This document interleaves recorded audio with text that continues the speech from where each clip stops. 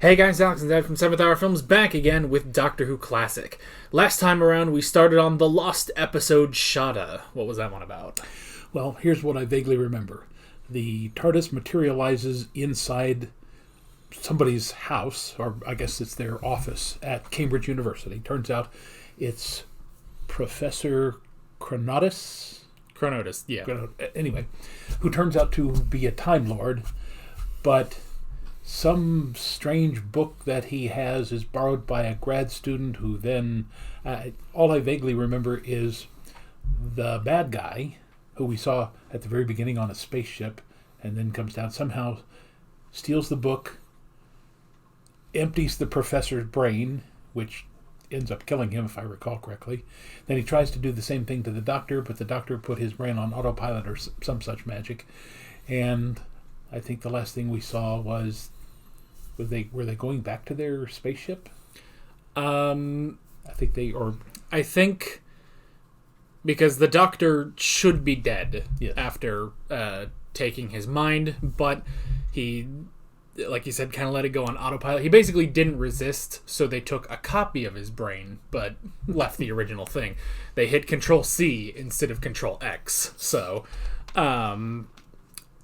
he was bargaining with the computer to let Romana and K9 and the guy...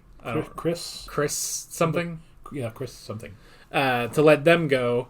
And he convinced the computer that because he was supposed to be dead, this shouldn't be any sort of a threat. But then the computer decided, well, if there's nothing alive in here, I'll take away the oxygen. And then I think, what was it, Skagra? Is that his name? Yeah, something like that. Something like that. He took Romana and stole the TARDIS. I actually don't know if he has... No, he does have the book. Because the doctor, he was in a bicycle chase and he dropped the book at some point. So, but Chris and K9 are still on the ship in the brig, and the doctor is being suffocated, and Romana has been kidnapped. That's essentially where we left. So, now I do remember one thing: the invisible spacecraft, because you saw them walking up into the air and then disappearing, which is something that apparently Star Trek then stole when they did number 4, the Voyage Home. Yeah, the one with the whales. Yes, the one with the whales. If you type in the one with the whales into Wikipedia, it takes you straight to Star Trek 4. So, but yeah, so it is very similar with the Klingon bird of prey and cloaking it and everything. I honestly don't remember if they did that too much before. And when did the motion picture come out? That was like 79 or something, wasn't it? 79 or 80, yeah. Yeah, so that's about when this episode aired. Well, it would have aired, I guess. But yeah, I can't remember if in the original series if they used cloaking or anything. So the Romulans used a cloaking device. I don't think the Klingons had it though. Yeah, I mean, Klingons were so different back in the day, so we don't speak about it. Yeah, so that's a great line. Yeah, but yeah, entirely possible that I'm sure there's got to be some influences, across the pond, between both shows. So, of course, the big reason they did a motion picture in the first place was because they made Star Wars. So, and of course, I'm sure Star Wars is also influenced Doctor Who just a tad. So, but didn't we learn that George Lucas and or Spielberg were both Doctor Who fans? It wouldn't surprise me. So I thought George Lucas was for sure. Yeah, it might be. My doppelganger. Yeah. But anyway, yeah. So we are going to finish out the last 3 episodes of Shada today. I know I said that we were going to watch the intro that was done by Tom Baker years later. I've forgotten to do that, though, so we're just not going to do it. So I tried to quickly look it up on YouTube, and I just can't find it. So, but it is on the Blu-ray that I paid money for just to get this episode. People have reminded me that because I have bought the Blu-ray, it means I now have forever immortalized the HD version of The Horns of Nimon. So it's the cross that I must bear in order to get the episodic version of Shada. So Gladly the cross-eyed bear. Well, yeah. So anyway, you got anything else? I got nothing. Then let's just go ahead and jump right back into Shada. Here we go. Now, up until this point, we would have assumed that the introduction of Chris here was that he was going to be a new companion. Well, Where's Romana? I thought she was with you. Whatever took us off came back for her. Skagra! no, the jelly bellies. Jelly babies. Whatever they're called. Stars? What are they doing? Doing? Yes, Well, they're just there. They're... exactly. Spinning uselessly through the void. And around them, billions of people spinning uselessly through their lives. What do you see? nothing. Billions of atoms spinning at random, expanding energy, running down, achieving nothing, entropy, like the stars. But what is the one thing that stands against entropy, against random decay? Life. See how the atoms are arranged here.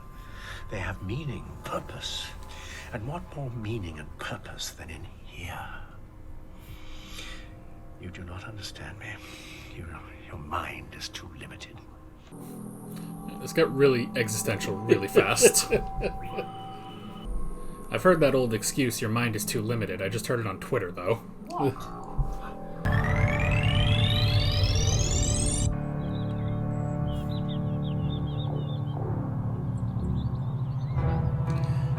Looks like they're making a galactic version of Bigfoot.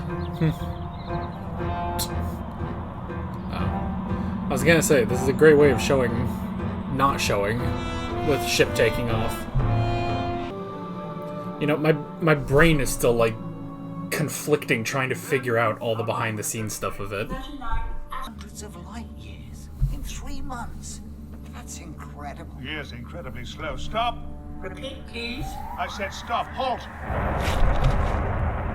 Oh, what are you doing? Ship, I'm now going to introduce you to a few new concepts. Now listen very carefully. Reverse the polarity of your main drive. Reverse the polarity. Accomplished. Regrade Those words mean nothing. diegetic Give signal actual by direction. 10 What have you done? I've constructed a primitive dimensional stabilizer by remote control. The journey will now only take a couple of minutes, so anywhere. Doctor, you are extremely ingenious for a dead man. Oh, well, let's not harp on that aspect too much, shall we?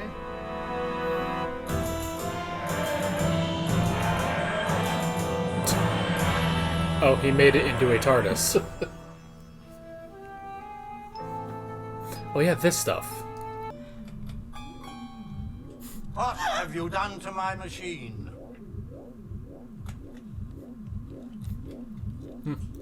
He got better.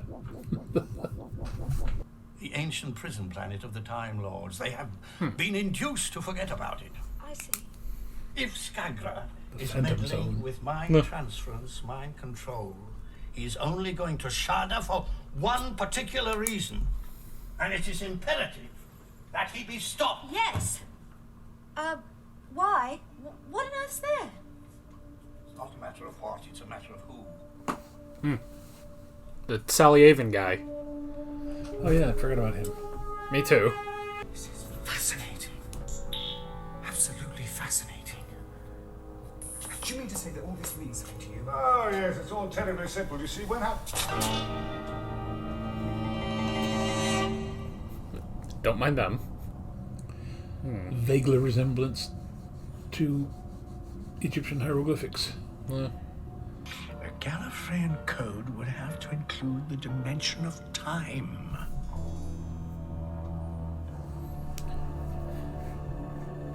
Stop! Find me the Doctor's last reference to time.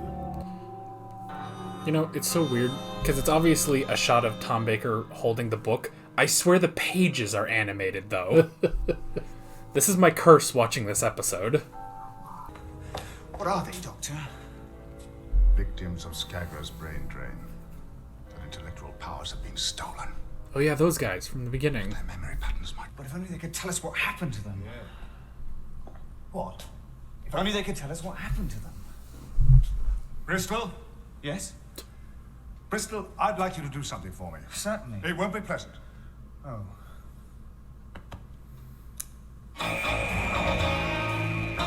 They're still going at this? As A.S.T. Thyra, the psychologist, G.V. Santori, the parametricist, L.D. Aya, the biologist, R.F. Akrutiri,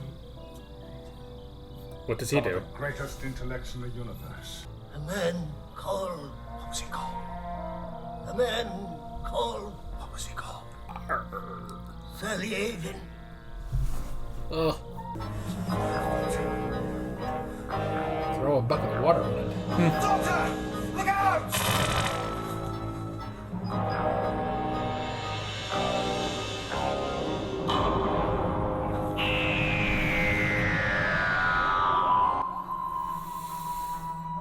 Alrighty.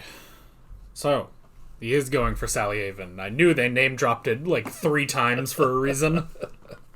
Although sometimes a ring is just a ring. Yes, that does happen, but it seemed too important. At least with that was once, but whatever. It's our fault. Anyway, but it's an interesting thing. Honestly, this almost feels like an episode of modern Doctor Who. Like there's something going on with, this thing from the Doctor's past, kind of. It's like, oh, it's a boyhood hero, but he's also this criminal and this, renegade Time Lord. It's like, it seems like a more modern episode, but I'm so curious at what point, like, how much of the script was complete by the time they started filming. Because it's just a thing of, I'm trying to piece together each different thing, because at first I was like, okay, they had the leftover shots of Chris in the prison from last episode. Like, okay, so that was all filmed together. And I thought, okay, well, we're having a lot of animated parts in this episode. Maybe the rest of this could just be animated. They just didn't get to the back half of it. But then going on to this, ship or station or whatever, and then seeing that in live action, it's like, okay, so you built this first before you built Skagra's ship and filmed all of that. So I don't know. It's a very interesting thing. Well, we have this idea based on what we've learned of American television, and I would imagine most British television, that when you have an episode, even though you don't film the episode in the order that it appears, you would think out of 6 episodes they would still film 1 episode at a time. But apparently since they had some form of script, they filmed all the sequences that we have seen so far, and then had intended to film the rest, but then never got around to it. So it's just, it is very unusual, because although we're used to filming out of sequence in an episode, we're not used to seeing out of sequence in a serial. Yeah, so, because I guess it's like, I understand everything at the professor's office, because that's probably the cheapest, easiest set you can get. There's probably 1,000 offices in London alone that have enough books to look like an old man's, office at Cambridge. So that's all fine. You just have to put in a little thing to, flip around and be this sort of high-tech control panel.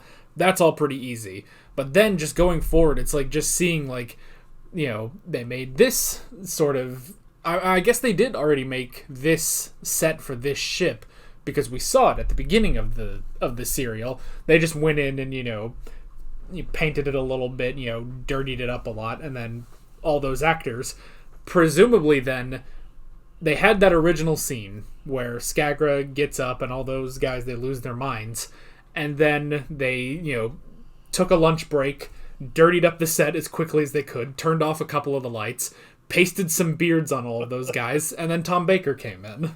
So it's just an interesting thing. And again, none of this has any bearing on the episode at hand, but it's just such a fascinating thing to try to piece together, like, what happened? At what point does, Shada fall apart? Where they, they throw in the towel, we're not doing this story.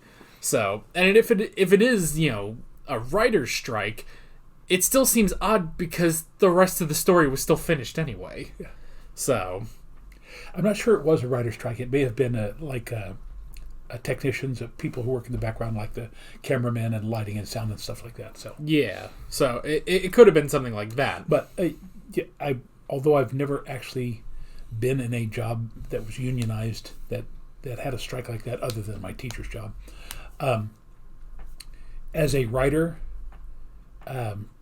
Douglas Adams would have been loath to cross the picket line. So that may explain why ultimately he never did finish it. Yeah, so it's just a very interesting behind-the-scenes sort of thing, on top of the fact of the rest of the episode still being a pretty good episode. So, and now we at least know what Shada is, this prison where Sally Avon is being kept. It would be interesting, because they're building up so much with Sally Avon and everything. It would be hilarious if you somehow threw in a twist of the Master, but I don't see them doing that. Yeah. So, but I could definitely see something of like Sally Avon also inspired the Master as well as the Doctor. So. Doesn't he have a home to go to? Yes, He has. correct. But why didn't you tell me? I have orders not to. But will you please take us there? The order conflicts with my programmed instructions. Well, just you tell it not to worry. I'm sure your Lord Skagra will be very anxious to pay his last respects to me. I obey. I do hate computers, sir. Actually, he could say, "You don't have to tell me where it is, but I order you to take me there." Because it has left us jammed between two irrational time interfaces. Time is moving away from us. If we do manage to disentangle ourselves, So- I'll just have to be careful, otherwise I shall cease Her hair to was completely exist pulled again. back, slicked back, and suddenly it's a completely different Do as hairstyle. I do. What's that? Forget about it. Oh, Professor, that's easier said than done. I guess to show the passage of time.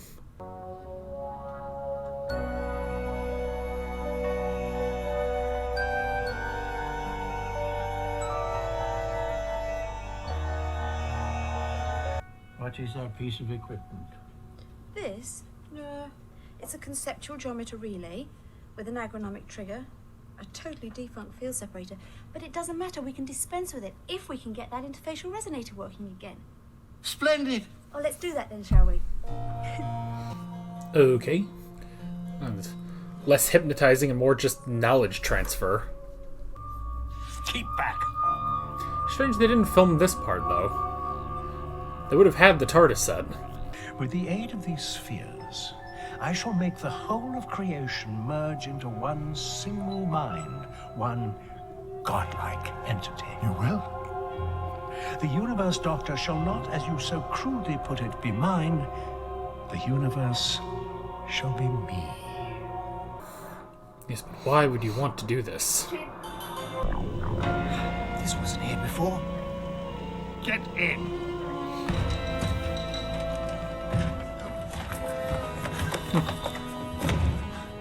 Where's K9? Oh, he's already in. Chris? Ask me who Sally Avon is. Oh, he was a criminal in prison centuries ago by the Time Lords. A great criminal. Unique mental powers. He had the ability to project his mind into other minds, completely take them over, didn't he, Professor? But that's what Skagra's doing? No. Quite the opposite. Skagra has the power to take minds out of people. Is the Professor Sally Avon? Because he projected that knowledge into Claire. Before I find Sally Avon, I think I shall release some of these. They can be the first to participate in the new universal mind. You'd think the Time Lords would put Davros in here. What do you mean? Well, that's what I've been trying to tell you all along. It's something that the Professor did to me, to my mind. You may be right. Well, Brainiac. Where is Sally Avon?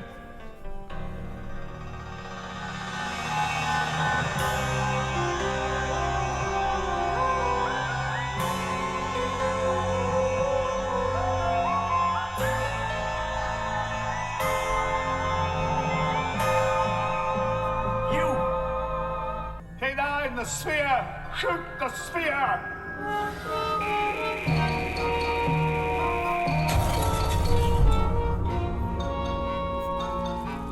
Good job. Oops. Oh, not good enough. Oh no. Now he has multiple balls. I wouldn't have touched that line with a 10-foot pole. Come on. No!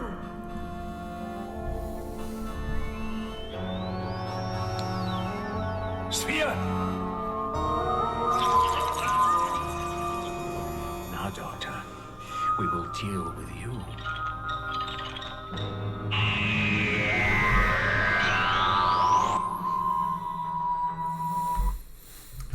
Had a momentary image there. There was a really weird horror movie. May have been late 70s. Called Phantasm. And aside from a very cadaverous man, the horror thing was this silver sphere that went through the air. But when it approached your head, a big knife came out of it, jammed itself into your forehead, and literally sucked your brains out through this little pipe, and there's blood and gore and everything coming out the back. That's the image that I got there at the end there. Well, if they ever go for an R rating, they'll definitely go for that. Okay, so the professor was Sally Avon. Now, it does kind of make you wonder, his mind has been taken. He already took his mind once. And this is some weird, temporal paradox in an anomaly version of him. Wrapped in an enigma. Yeah, so I'm not really sure what Skagra's going to get out of this, if anything. When they said they took his mind, he might have done the same thing that the doctor had done. Maybe, yeah. And, it's also an interesting thing, because I was kind of thinking, okay, so now, presumably, we're going to get Sally Avon as the villain, but I kind of thought, I have enjoyed Skagra as the villain, so it might be kind of weird to then just go to a different guy, but I'm glad they're still sticking with Skagra being the main villain of this, and Sally Avon, we don't know, even if, we get through all this, Sally Avon might not, do anything, so he was a criminal, but, I don't know, he might not have been too bad a person, at least for the doctor to idolize him as a child, so I don't know, but that is an interesting twist, having him be Sally Avon. So I'm also a little curious. I'm going to run the credits for a sec.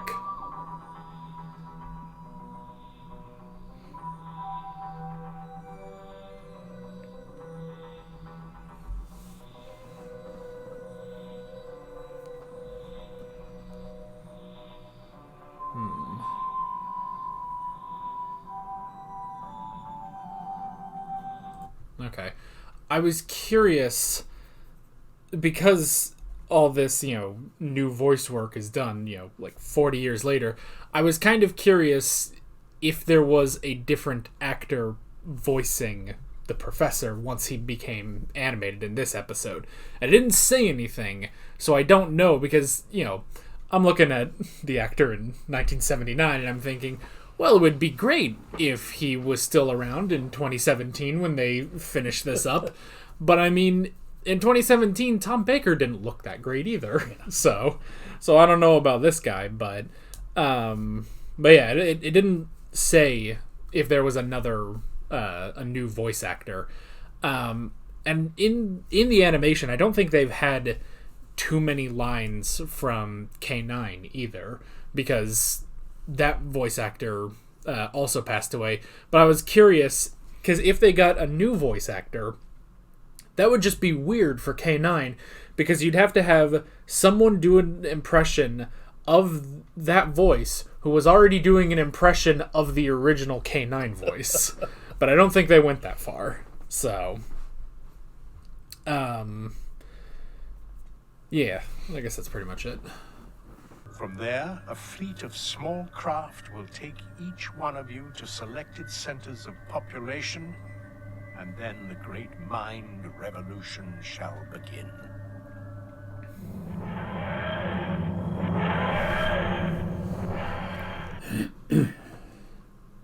I get the grand aspirations, but, like, what does this accomplish? Claire? Yes, Doctor? Hold on very tight.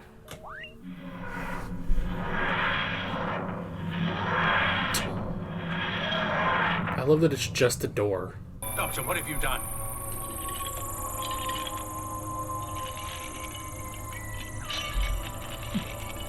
No, what have you done? Mind ping That the pong. rings billiard-ball wants to... Behind! Master? Fire!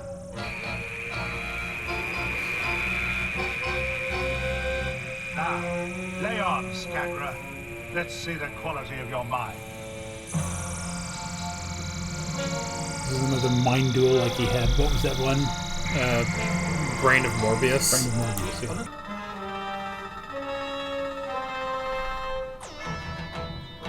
Ship! Take off instantly! Instantly, do you hear? Instantly!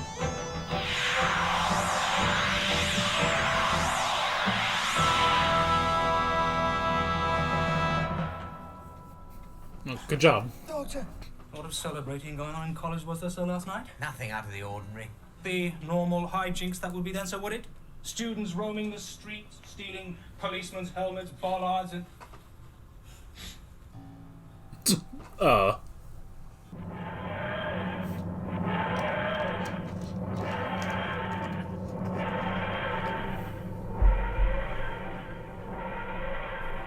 Cup of tea? Where did that police box go? What police box? Police box would that be, officer?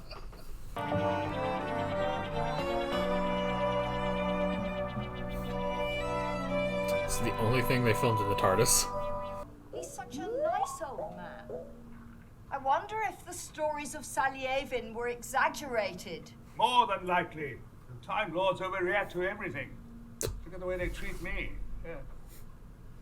I expect that sometime in the future, in about 200 years' time, someone will meet me and say, "Is that really the Doctor?"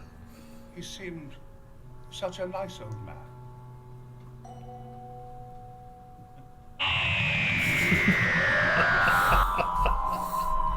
Oh, nice tag. Yeah. I was curious, because as that kept going, I was like, is that actually Tom Baker? I can't really tell. It doesn't... It's like, it's a different outfit or something, and they're suspiciously not showing either of their faces, and they don't sound the same anymore. Alright.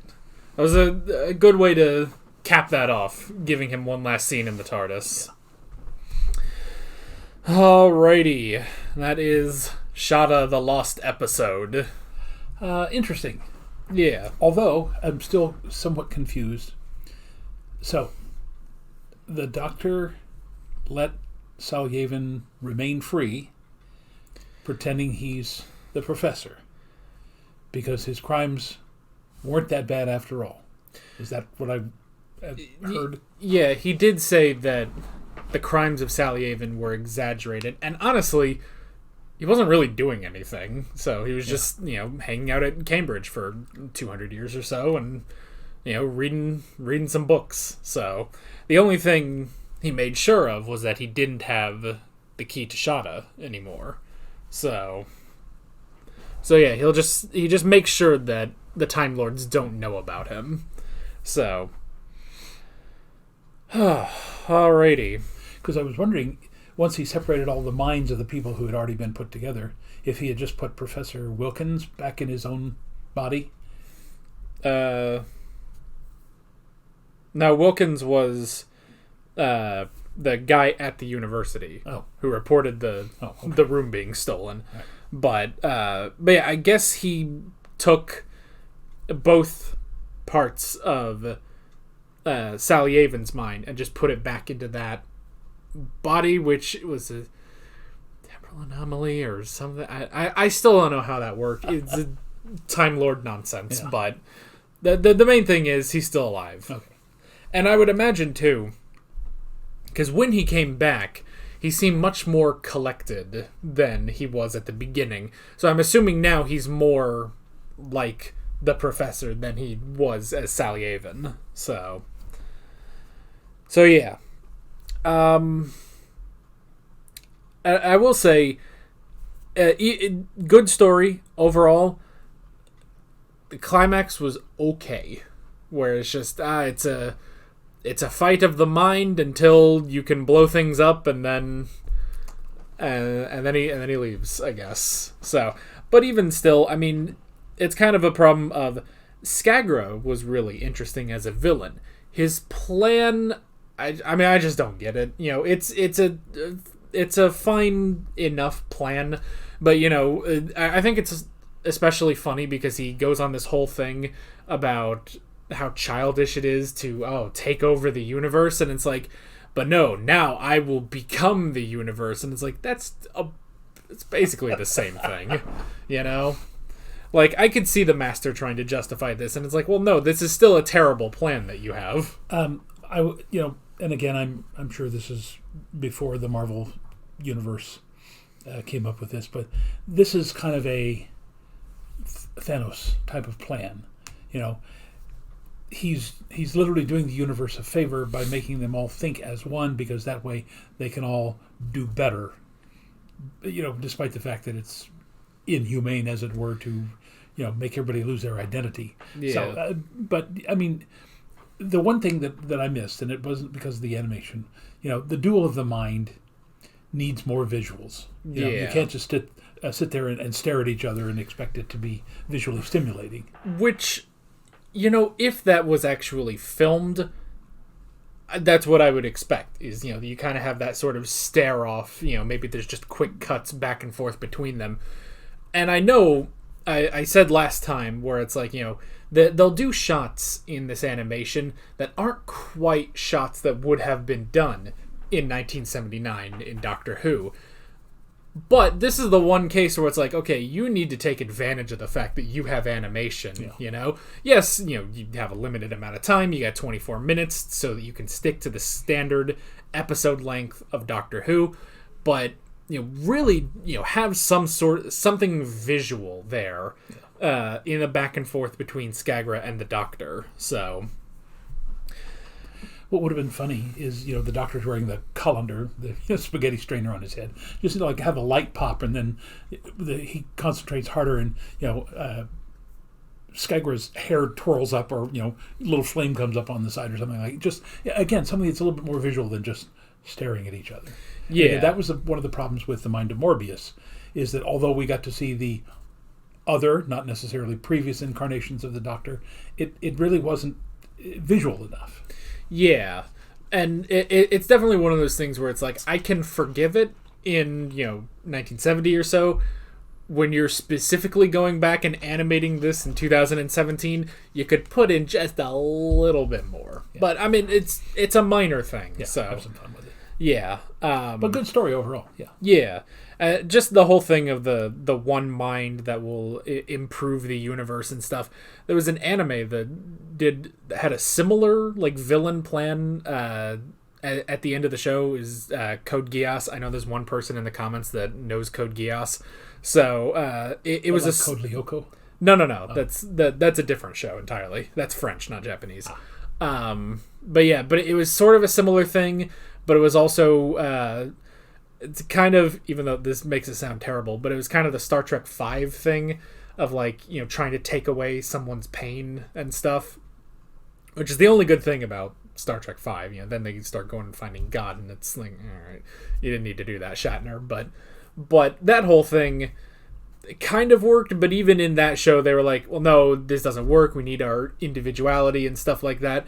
And they really just didn't go into that in this, which, I mean, you don't need to, but still, it was just, that's the thing where it's like, when you make such a point that it's like, oh, this isn't just simply taking over the universe, this is this brand new idea that's so interesting, and I will become the universe, but you didn't really go any further than that. And that's really, just kind of down to the writing. And it's not a big critique.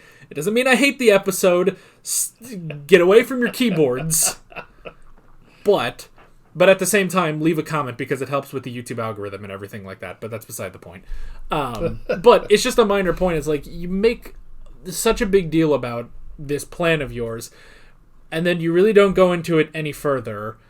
they don't go into explain why it's a bad idea, other than just Skagra's bad and Sally Avon's kind of bad. Loss of individuality. And again, if we say this a lot, just one or two lines where he says, the idea is because we are of so many different minds, not just on Earth, but on all the planets and all the galaxies in the universe, if we all have one mind, we can improve the lot of literally every person. We can make this a true utopia. So instead of being a bad guy, his intention is good, but his method is wrong. Yeah. So, and maybe that's what they were trying to go for there. Didn't quite see that. Yeah. It's one of those things, and I know, it's not that I need everything explained in 5 pages or less, with citations and everything. But I also just have to think about the 12-year-olds watching. Now, granted, no 12-year-olds watched this, or at least if they did, it was not in 1979. Yeah. So I understand that, but a 12-year-old, I mean, look, I'm sure there are smart 12-year-olds. There are 12-year-olds who can figure out some of this stuff. I was an idiot at 12 years old. So there's some things where I'm like, okay, I'm thinking of how I would watch this. And I think, so he's going to have one collective mind. Okay, what does that mean? Like, it would just come down to, well, that's bad because he's bad. But the episode doesn't go any further into that. Yeah. And it seems like a perfectly good thing for Tom Baker to explain to Chris or Claire, Which, by the way, it seems like, to me, it almost looked like they were setting up Chris and Claire and the Professor to be a spin-off somehow. Yeah. Because they were very well-developed characters, and very likable, very personable, very much the, Ben and Polly types, and, Vicky and Jamie, and the Professor. So, I don't know, it just... And I'm assuming these characters never show up again. Probably not. Yeah, so. I mean, that would be weird, because technically they didn't show up the first time anyway, because this episode didn't happen in 1979. Yeah. So yeah, maybe they were thinking that. I mean, at that point you'd practically remake, the original seasons where you have a Time Lord, but he's an older man. He doesn't really do too much, and you have these 2 younger people there. Yeah. So maybe they thought about that, or I'm sure there is. If they didn't think about that in 1979, I'm sure somebody in the audio drama department has thought of that since then. So honestly, I was thinking before they revealed Sally Avon to be the Professor, I was thinking, man, it would be interesting to bring back a character like Sally Avon, because modern Doctor Who loves to bring back the Master. Yeah. And that's great. The 3 Masters that we've had in modern Doctor Who are all really good. But there are other Time Lord things they can bring back. Everybody wants them to bring back Omega. Because he was only in the 3 Doctors, and he's such a perfect character to bring back. But honestly, I did kind of think that, like, this sort of, criminal it wasn't really that bad of a criminal. He was just a guy who, he clearly, he committed crimes against the Time Lords, but that's by Time Lord standards. He's not a terrible person, otherwise the Doctor wouldn't have idolized him. Yeah. And it's like, well, that would be an interesting thing to have in the modern sense, if he regenerated into this new, younger body, and then you have a story with that, Well, I think we mentioned the last time we did the first 3 episodes that he to us sounds a little bit like a Robin Hood type of character. Yeah. He's outside of the establishment, but what he does not hurt ordinary people. It just hurts the established authority, which in this case is Gallifrey. Yeah, so... Which, I mean, he had to have done something... He had to have done enough to be put into Shada in the first place, because, that's where the Time Lords chuck all their, worst criminals.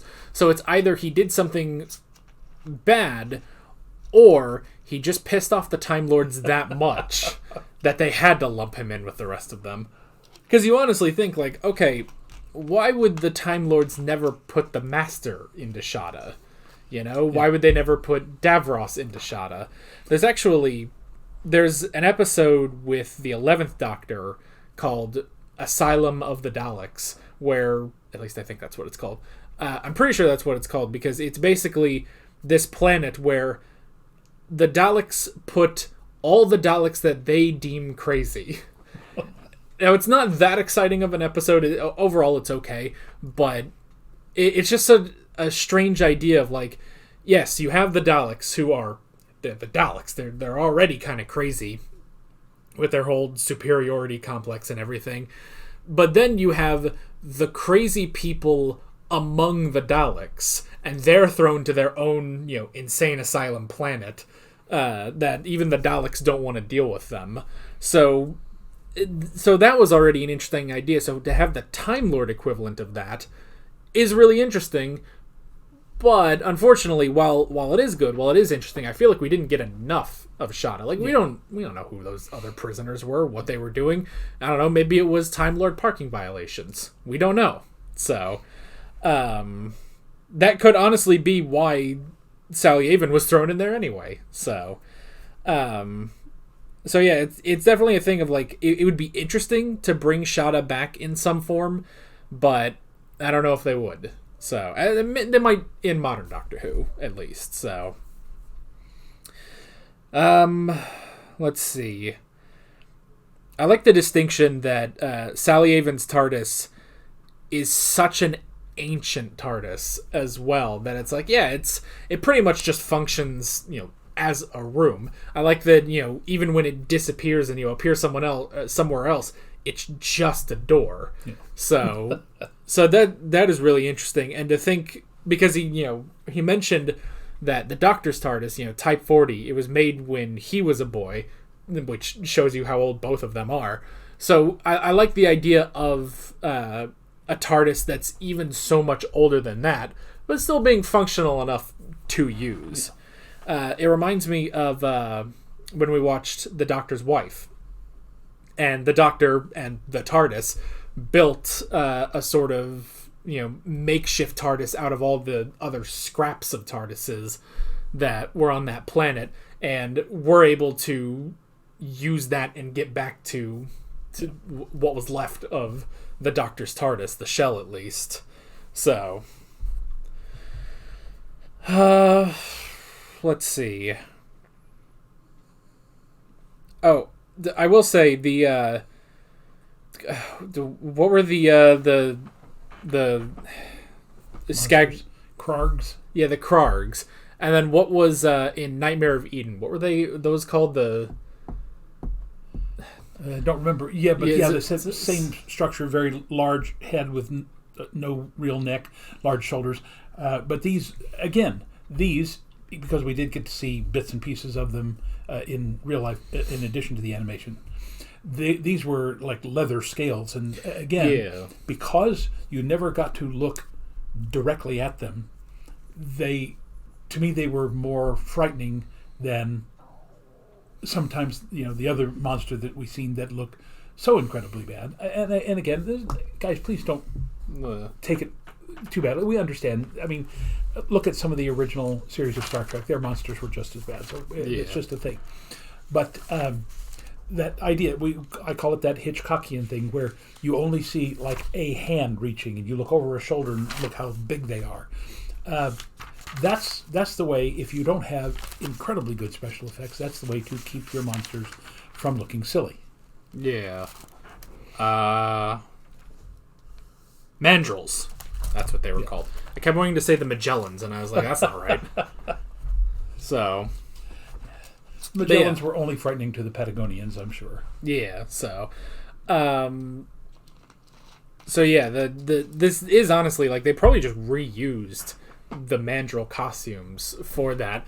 Just take off the big eyeballs and the mouths and stuff. Take that off, and then instead of the fur, just plaster it with a bunch of leather and stuff. It did work out, and the effect they used on it was also really good too. I will just always find it hilarious that the mandrels were where people crossed the line, whereas where they drew the line where it's like, no, this is too goofy. And I'm just kind of looking at it like, that was too goofy? Like, that was tame compared to some of the stuff we've seen on here. To us, and I think Alex will agree, the goofiest things were the giant menacing gumdrops. And wasn't that in the Omega story? Yeah, in the Three Doctors, the giant Pizza the Hut looking dudes. Yeah, they were pretty goofy. So it also, I think it also helps, like, location, like, you know, the mandrels and now the Krargs, you know, they were on, you know, spaceships and stuff. When you see these giant, you know, Pizza the Hut looking dudes going after the boys of Unit, that looks really ridiculous, you know, which, I mean, I feel like every alien design looks ridiculous when you look at them and then it cuts back to the Brigadier and he's just like, what is my life? Why do I have to be the one that deals with this nonsense? 5 rounds rapid. Well, but again, we've talked about the Draconians. Yeah. Easily, in my opinion, in 17 seasons, those were the best aliens of them all. Yeah. Not particularly frightening, but, you know, it just goes that to human beings' innate distrust and disgust of lizards and snakes. But the Draconians were just wonderful. Yeah, I mean, if they appeared on Star Trek or the Orville or something like that, like, they'd fit in perfectly. Yeah, perfectly. So they were definitely the best. And these, the Krargs, I remember that time, that they were all right. You know, again, just a, I guess, sort of less goofy version of the mandrels. Yeah. I keep also wanting to say the Movellans, but I think that was those were the stark white uniforms. Yeah. Who were trying to steal the Doctor to defeat Davros? Yes. Yeah. That was the beginning of this season. Which also brings us to, it's the end of the season. So one more season with Tom Baker. Yes, I'm pretty sure, because season 19 is when we had our first episode that we watched with the fifth Doctor, which was Kinda. So I'm pretty sure that season 18 will round us out. Also, I'm going to put this out there, and I know everybody's going to want us to do it, but I'm just going to put it out there that I've been thinking, you know how at the end of every Doctor's era we go back and we look through all the thumbnails and stuff? Well, I had a brilliant idea that because Tom Baker's era is so friggin' long, instead of doing it at the end of season 18, what if we did a live stream and we went through all the Tom Baker episodes live so that we would get criticism live? So, but I actually thought about, and we could even do, instead of just going through each episode and just giving quick opinions, we could specifically do a tier list, which would really piss everybody off. So, or not, I don't know. I mean, most of my Doctor Who streams are pretty chill, even when people disagree with me or we have different opinions or anything like that. Overall, it's pretty chill. It's the classic fans I'm worried about, which is weird because you guys watch all the videos anyway, so I don't know why in Modern Doctor Who y'all are more chill than this, but I don't know. It doesn't matter. It's fine. Leave your comments. It's better for the algorithm. But yeah, but that was just an idea I've been meaning to float to you. So, so yeah, we might do that after season 18. So, of course, going into season 18, that means we're going to have to get Adric and Tegan and Nyssa, and we're going to have to ditch Romana at some point. So, assuming she didn't just... I mean, I assumed we were going to see the regeneration from Romana 1 to 2, and that just didn't happen. So, I don't know. Maybe next episode she'll just be gone somewhere. So, that has happened before. Yeah. Anyway, you got anything else? I got nothing. Then that is basically it. With all that being said, we're Alex and Dad from 7th Hour Films, and we will see you guys next time. Take care. Alright guys, thanks for watching this video. There's a bunch of links on screen if you want to go click around any of those. There's a playlist for all of our classic Doctor Who reactions, as well as another playlist for all of my modern Doctor Who reactions if you want to go check those out. There's also a subscribe button and a Patreon button on screen, as well as other links in the description if you want to go check out any of those. See you guys later.